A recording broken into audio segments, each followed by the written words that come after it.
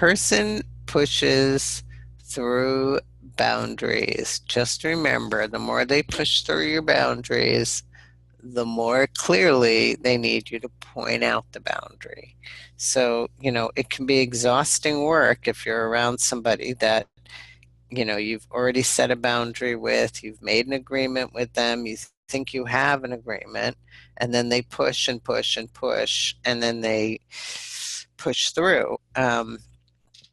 It's your job to hold it up, hold it up, hold it up. It doesn't, you can think of a teenager in this sense too. Some teenagers will push and push boundaries, and lots of people in your adult world will push and push through boundaries.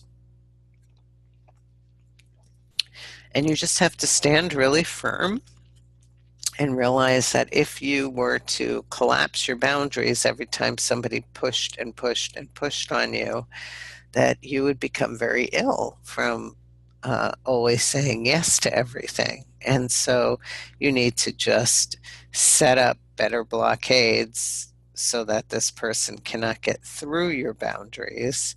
And as we looked at those different kinds of fences and gateways, you have to think about how people have access to you with this thing, with your phone, and think about what things you can do to set some limits there so people are not constantly pushing through your boundaries. And one of the ways that most people are accessed now is through their phone.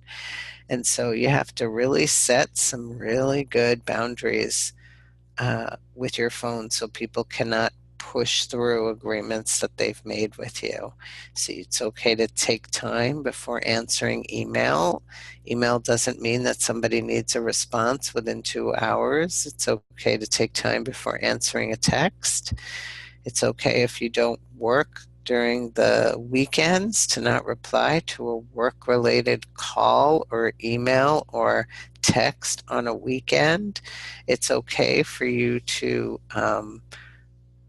set up your boundaries and then maintain them while somebody else may be pushing past them a bit. And if somebody is pushing past them, you may say, hey, that was something we agreed to.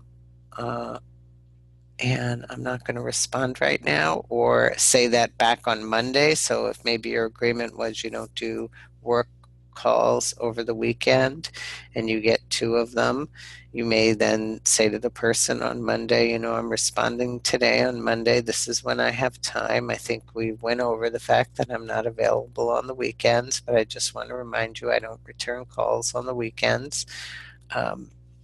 So sometimes you have to push back with a lot more clarity for somebody who seems to not be clear or seems to think that it's okay to push past your boundaries. And you need to think about what signals are you giving that is also signaling to them that it's okay for them to push through your boundaries.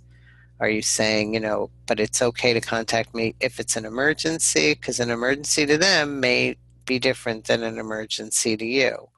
And so you have to be really careful about what you're signaling, and you have to pay attention to who the boundary pushers are in your life. You should know who they are, people that constantly push through, and you should know that with them you have to be more firm, and with them you have to be a little slower to respond to things so that they're not always putting you on demand with them.